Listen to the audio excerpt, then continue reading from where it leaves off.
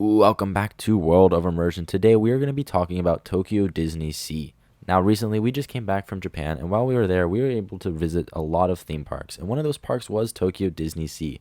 Now this was by far the park I was most excited to visit. I had heard so many great things about this park, so many people saying it is the best theme park in the world, so I was super excited to visit. But in this video, we're going to be talking about everything relating to Tokyo DisneySea, if it is a good park, what are the best things about it, what are some not so great things about it, and really the overall question of is it the best theme park in the world.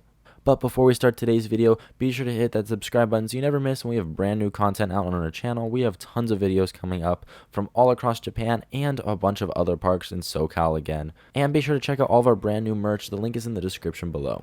With that being said though, let's get right into the video.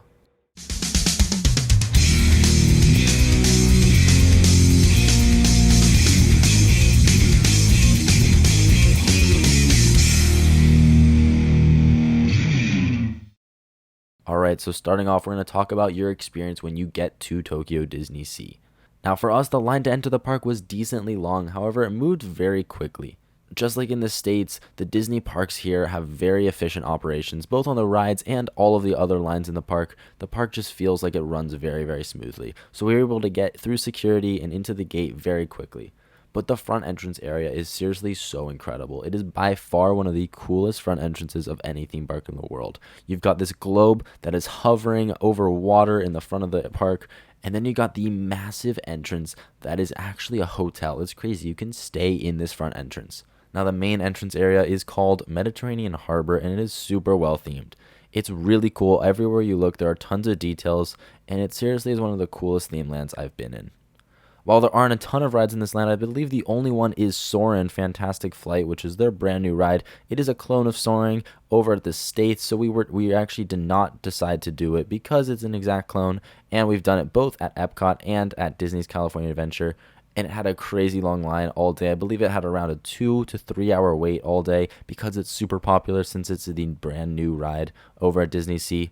However, from what I've seen, the queue looks fantastic, and I've heard it is the best version of the ride, so it looked really cool. But this land overall is just incredible. There are so many little neat details all around the park. There's an entire little Venice mini land that's got gondolas that you can ride, like Venetian gondolas. It is super cool.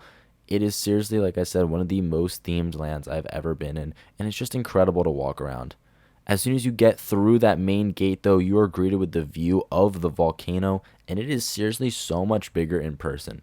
The videos do not do this justice at all. While we were there, they were doing some construction on the volcano. However, that didn't really hinder it that much because it was just in the very front, and we were still able to see the volcano from all other angles, but it's seriously so huge. It's so much bigger in person, and it is so cool.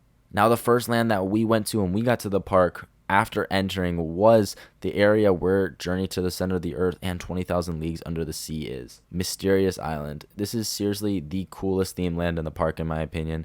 It is so well detailed. Everywhere you look, there are so many little details, and it's just so different than any other themed land in any park. It's got almost a steampunk style. However, it's all situated over water. There's a giant lake in the center of the volcano, and that's actually where this entire land takes place, is in the center of the volcano, which is super cool. But like I said, there are two rides in this land, Journey to the Center of the Earth and 20,000 Leagues Under the Sea. 20,000 Leagues Under the Sea is a dark ride, a suspended dark ride similar to Peter Pan's Flight. However, it's a completely different type of ride. This one is like what Finding Nemo over at Disneyland should have been. Instead of actually going underwater, it simulates that you're underwater and does such a fantastic job. The animatronics and everything move as if it's underwater. It's seriously one of the coolest dark rides I've been in before. But yeah, I would definitely recommend checking out 20,000 Leagues Under the Sea if you can. Now the other ride in the land is Journey to the Center of the Earth, and this is actually my personal favorite ride in the entire park. We're going to have a ranking of all of our top 10 rides in the park in the coming future. However, I will say that Journey to the Center of the Earth is my favorite ride. It's a similar ride system to Radiator Springs Racers and Test Track over at Epcot. However, this one I think is the best version of that ride. It's so fast. The only thing about it is that it's a little bit of a short ride, but the theming is incredible. And the fact that it just launches you out of the volcano, it's so cool. I would definitely recommend checking out Journey to the Center of the Earth if you can on your visit. Now the next theme land I'll be talking about is the Mini Kids Land. It's the Little Mermaid Land. It's really cool. We didn't actually spend a ton of time there, but they have this huge indoor section with a ton of rides, very well air conditioned, which is nice when it's super hot because Japan can get really hot and humid. However, like I said, we didn't do a ton of rides there. We definitely did the coaster there, but other than that, we didn't do much. Very well detailed, though. Definitely the best Little Mermaid land I've seen at any Disney park. Next, they have the Arabian Coast, and there's not a ton of rides over here. They have an Aladdin Magic Carpet ride, like they do at a lot of other parks. I believe this one's called Jasmine's Magic Carpets. But then the ride that really stood out to me in this land was Sinbad's Storybook Voyage. I really knew nothing about this ride coming in. I thought it was going to be more similar to It's a Small World. It's a boat ride similar to that and similar to Pirates of the Caribbean. However, this ride really exceeded my expectations. It was an extremely long ride. I believe it was almost 14 minutes, and it's some extremely detailed sets as well. It was really cool. I don't want to spoil much. The soundtrack was fantastic and had some fantastic animatronics, but overall it's just a really great ride, and I would definitely recommend checking it out, especially because it never gets much of a wait. The next land in the park is the Lost Continent. Now, this is kind of what an older Adventureland would be like. If an Adventureland was around almost in the time of dinosaurs, except without the dinosaurs. It's really cool, though. There are two major rides here. You got Raging Spirits, which is a roller coaster. Really fun ride, very well detailed. Not the best roller coaster, but because of the theming, it really adds to it. It's actually one of the only Disney rides to feature a loop, which is really cool. The only one in the entire resort to feature a loop. And like I said, it's a pretty fun ride, but the theming is really what makes it for that.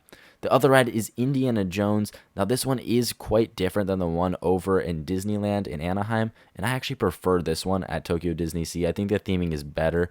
All the effects seem a lot more up to date, and just overall, it's a really fun ride. The next theme land in the park is going to be Port Discovery, and this is kind of what Tomorrowland would be if it was all themed around water. It's kind of like a futuristic water themed land. It's really cool. There are two rides in this land. You got Nemo and Friends Sea Rider, which is a motion simulator ride similar to Star Tours, except all themed to Nemo.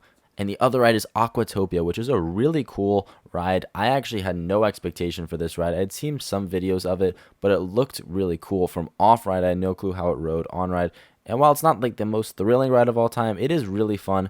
It's super cool. It uses the trackless technology that a lot of dark rides use, which is super cool. But just overall, it's a really fun ride, and it really does look like you're floating on water. The last and final theme land in the park is the American Waterfront. And this land I really didn't know much about before visiting. However, it really exceeded my expectations. It is super cool. There's a giant boat that you can go on. It's similar to the Titanic. You can actually go on the boat, though. It's super cool. You can explore it. There are 3 restaurants on board, I believe, as well as a show. They have Turtle Talk with Crush there.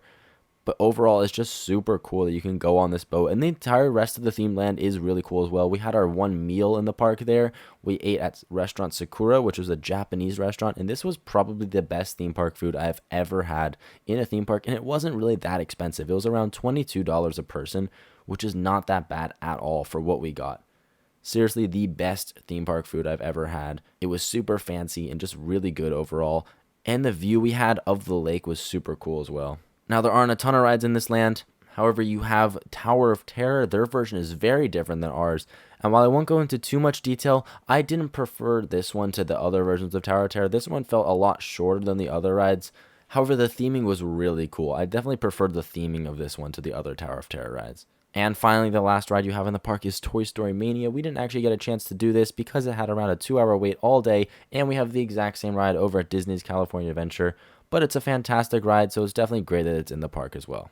But that is it for all of the themed lands in the park. And this park has some of the best themed lands in the world. I think it's seriously one of the best parks in the world. However, the question of whether or not it's the best theme park in the world, I don't think it is. I think it's seriously incredible. However, it's not even my favorite Disney park. I would say that Disneyland in Anaheim is still my favorite Disney park just because it has more to offer. DisneySea really doesn't have that many rides just yet. They are opening Fantasy Springs next year, which is going to add another 4 rides to their collection. And after that, it may become the best Disney park. But as of now, I do think Disneyland is still better.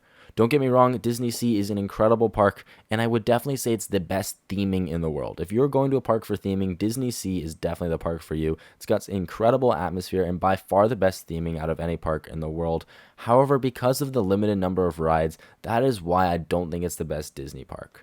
However, like I said, it's still an incredible park and definitely even exceeded my expectations. But if you do get a chance, you should absolutely visit Tokyo DisneySea. It is an incredible theme park. However, that's going to do it for our video today of reviewing Tokyo DisneySea. Be sure to comment down below if you've been here, as well as what you think of this park. We're going to have a top 10 list of all of our top 10 rides at Tokyo DisneySea in the near future, so be sure to stay tuned for that, and make sure to hit that subscribe button so you don't miss when that video is out. But thank you so much for watching World of Immersion today, and we'll catch you in the next video.